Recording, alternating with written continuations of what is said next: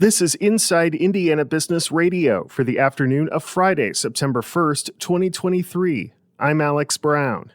A pair of Indiana-based agricultural cooperatives are furthering their existing relationship by engaging in a comprehensive due diligence process. Indianapolis-based Co-Alliance and Ceres Solutions in Crawfordsville say the initiative will explore opportunities for strengthening their alliance. Really evaluate all of the ways that we go to market and all of the assets we use, the teams we use, capacities, and how we service our farmer owners. This is a great chance for us to evaluate all of those and look if there are any potential synergies.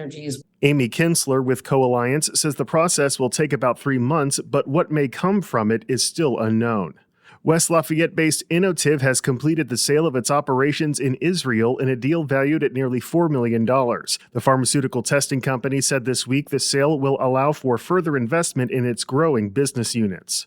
From the number one source for Indiana business news, this is Inside Indiana Business Radio. For 25 years, we've had the honor of telling the story of Indiana business. More than 1,300 shows, 8,000 interviews. We've traveled from Valparaiso to Versailles, Fort Wayne to Fort Branch, and everywhere in between. And we are just getting started. Our team is passionate about Indiana business because your story is worth telling. Join us every week as we travel the state to bring you Indiana's story. Inside Indiana Business, 25 years and counting. DeKalb and LaGrange counties will have fewer options for pregnant people to give birth after Parkview Health announced it is closing its hospital's labor and delivery departments. Our partners at WPTA TV report the health system will stop providing such care in mid-September. Michelle Gresham, an independent doula and birth photographer, told the station that DeKalb Hospital is her most requested location from mothers. Birth at DeKalb, I always describe it in a way that it is as close to a home and birth center environment as you can get. And that's why many women seek it out. It's so special and it's so unique, and I've never seen hospital birth like it outside of DeKalb.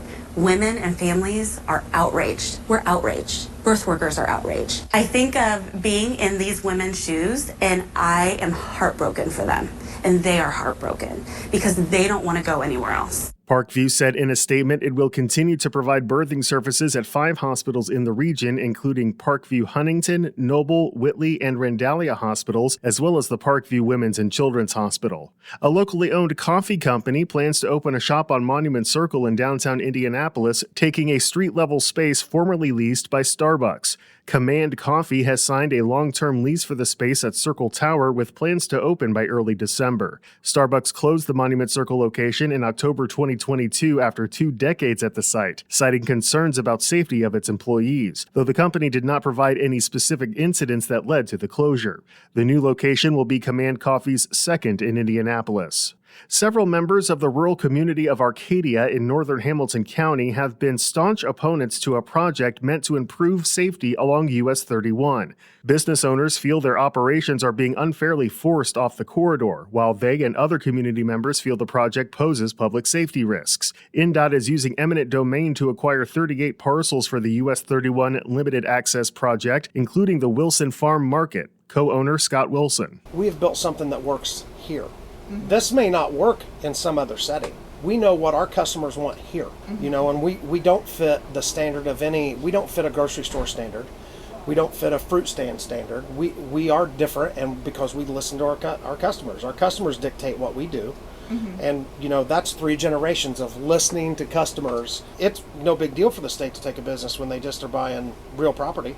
They're not buying a business, even though they're putting me out. INDOT said it's working with local businesses to finalize real estate acquisitions, and direct communication has been made with home and business owners who are affected.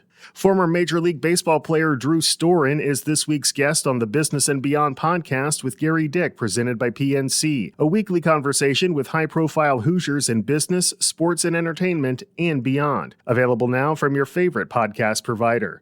I'm Alex Brown for Inside Indiana Business Radio on Demand.